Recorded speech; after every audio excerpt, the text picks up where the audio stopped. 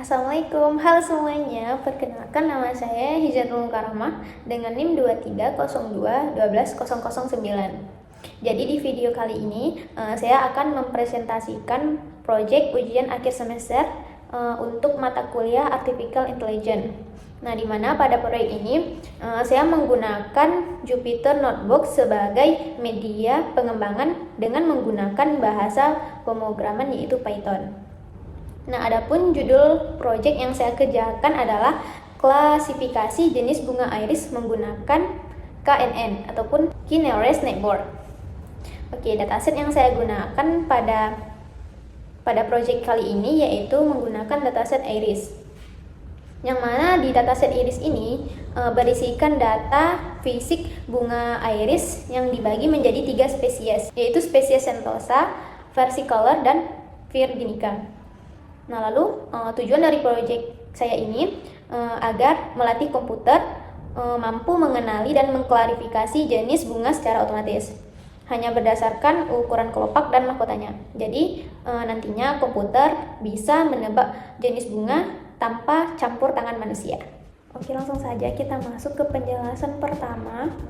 Jadi di tahap persiapan library ini, saya mengimport Pandas sebagai PD yang digunakan untuk mengelola dan memproses data dalam bentuk tabel. Lalu ada matplotlib.pylab sebagai PLT yang berfungsi untuk memvisualisasi data. Lalu ada KeyNeighbor classifier dari Sclair.Neighbor, yaitu berperan sebagai otak kecerdasan buatan, karena dengan inilah algoritma KNN dapat melakukan proses klarifikasi berdasarkan kedekatan data. Terakhir, Convolutional Matrix Display yang digunakan untuk menampilkan hasil evaluasi model dalam bentuk visualisasi agar lebih mudah dipahami nantinya. Selanjutnya, saya masuk ke bagian load dataset, yang mana dataset ini dimuat menggunakan fungsi PD-RED-CSV. Nah, dari sini dapat kita lihat bahwa dataset ini memiliki 149 baris data. Nah, dengan melakukan perintah iris data info, kita bisa memastikan bahwa tidak terdapat data kosong ataupun nol ataupun missing. Nah, jadi semua kolom ini memiliki 149 entry not null, yang artinya dataset ini itu sudah bersih dan siap untuk digunakan. Nah, dataset ini juga terdiri dari 4 fitur numerik bertipe float serta 1 kolom target berupa teks yang berisi nama spesies bunga iris. Kemudian saya membagi data ini menjadi X dan Y, yang mana di X ini berisi fitur ataupun atribut ukuran bunga, sedangkan Y berisikan tabel target yaitu spesies bunga iris. Nah, di sini juga saya menggunakan perintah print untuk menampilkan iris feature names dan iris target names dengan tujuan agar memastikan nama fitur dan label kelas yang digunakan sesuai dengan dataset aslinya. Nah, next kita lanjut ke tahap processing. Nah, pada tahap ini data yang sebelumnya saya ubah ke dalam bentuk data frame Pandas. Tujuannya agar setiap kolom itu memiliki nama yang jelas seperti sepalen, sepalwin, petal length, dan petal width. Nah, langkah ini itu sangat penting supaya data itu lebih mudah dibaca dan dapat dianalisis juga. Kemudian saya menggunakan perintah print 5 data pertama /n df.head.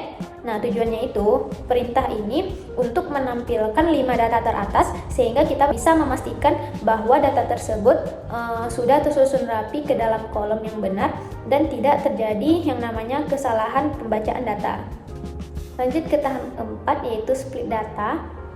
Nah, jadi di atas ini kita menggunakan perintah yang namanya label encoder. Nah, jadi di label encoder ini kegunaannya karena di algoritma machine learning ini termasuk KNN hanya dapat bekerja dengan angka tetapi bukan teks. Nah, jadi dengan adanya kolom target yang awalnya berisi teks seperti iris Sentosa, iris versicolor, dan iris virginia akan diubah menjadi label numerik seperti 0, 1, dan 2 sehingga bisa diproses oleh model.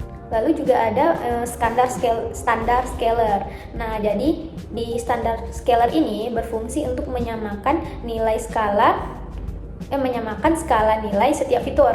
Nah, hal ini tuh penting dikarenakan model KNN itu bekerja dengan cara menghitung jarak antar data. Jadi, jika ada satu fitur memiliki nilai yang jauh lebih besar dibandingkan fitur lainnya, maka fitur tersebut akan mendominasi perhitungan jarak. Nah, dengan menggunakan standar scalar ini, seluruh fitur itu akan memiliki rata-rata yaitu 0 dan standar deviasinya yaitu 1. Sehingga setiap fitur itu dianggap sama penting oleh model. Oke, di codingannya itu, setelah saya membagi data menggunakan trend test split dengan parameter test size sama dengan 0,2, yang berarti sekitaran 120 data itu digunakan untuk pelatihan dan 30 data lainnya digunakan untuk pengujian. Sedangkan parameter random test sama dengan 42 saya gunakan agar hasil pembagian data itu tetap konsisten walaupun setiap kali program dijalankan. Lalu pada setiap scaling saya melakukan yang namanya fit transform pada X trend. Nah, langkah ini bertujuan agar proses normalisasi hanya belajar dari data latih sehingga hasil evaluasi model tetap adil dan tidak terjadi yang namanya kebocoran suatu data. Nah, saat kita print di sini jelas bahwa jumlah data latih itu 120 dan jumlah data uji sebanyak 30. Next, kita ke tahap training model KNN. Nah, di sini saya membuat model dengan perintah keyboard classifier n keyboard sama dengan 3. Nah, di angka 3 ini menunjukkan bahwa model akan mempertimbangkan 3 tetangga terdekat untuk menentukan kelas dari suatu data yang baru. Nah, pada proses pelatihannya itu dilakukan dengan menggunakan perintah model fit xtrend xtrend ytrend. Nah, pada tahap ini model mulai mempelajari pola-pola unik dari setiap spesies bunga iris. Nah, berdasarkan data latih yang telah melalui proses scaling. Nah, model akan memetakan posisi data dalam ruang fitur sehingga dapat digunakan untuk proses prediksi.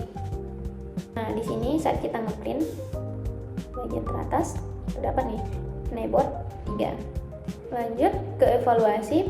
Nah, setelah data yang sebelumnya dilatih, di sini kita melakukan yang namanya pengujian dengan menggunakan model prediksi test. Nah, pada tahap ini model diminta untuk menebak 30 data uji yang belum pernah dilihat sebelumnya.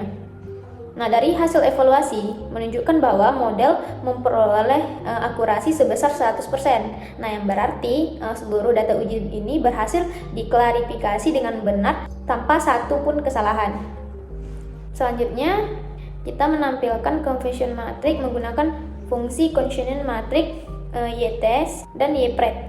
Conversion matrix ini tujuannya untuk membandingkan label asli dengan hasil prediksi dari model. Nah, saat kita jalankan itu terdapat pada grafiknya pada sumbu Y menunjukkan kelas dari bunga asli. Nah, sedangkan pada sumbu X menunjukkan hasil prediksi dari model KNN ini. Nah, dari grafik ini juga terlihat bahwa pada angka 10 bunga sentosa diprediksi dengan benar dan angka 9 bunga versicolor juga terklarifikasi dengan tepat. Begitu juga dengan angka 11 yaitu bunga virginica berhasil dikenali tanpa adanya kesalahan. Nah, semua nilai berada dalam diagonal utama yang berarti menandakan bahwa model bekerja sangat optimal tanpa adanya kesalahan klarifikasi. Oke, dari hasil proyek ini dapat disimpulkan bahwa menggunakan algoritma KNN untuk pengklarifikasian jenis bunga iris sangat efektif.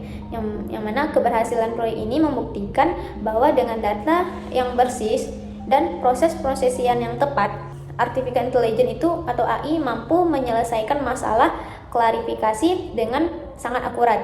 Jadi dengan proyek sederhana ini dapat menjadi langkah awal untuk memahami bahwa AI bukan hanya sekedar barisan kode, tetapi cara kita mentransfer logika manusia ke dalam sistem agar dapat membantu proses identifikasi otomatis di masa depan. Nah, jadi sekian penjelasan proyek UAS dari saya. Semoga video ini bermanfaat dan dapat dipahami juga. Terima kasih atas perhatiannya. Saya tutup. Wassalamualaikum warahmatullahi wabarakatuh.